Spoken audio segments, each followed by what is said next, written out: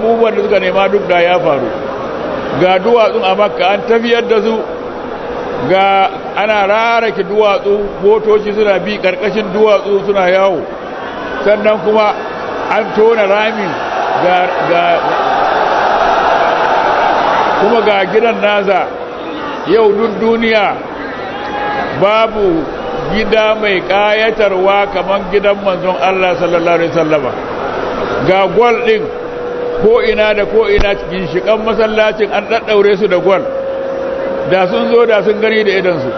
Duk duniya babu inda aka kashe kuɗi kamar zuwa ziyarar manzon Allah.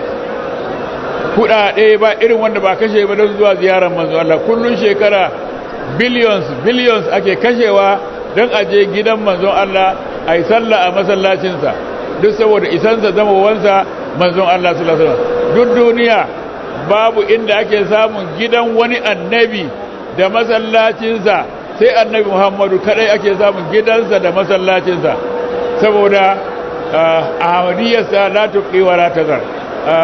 baitu min zukhrufin aw targhib fis samai wa lan nulqiyaka hatta tunzila alaina kitaban naqra'u qul subhana rabbi hal kuntu illa basharan rasula. الناس أن يؤمنوا إذ جاءهم الهدى إلا أن قالوا أبعث الله بشرا رسولا.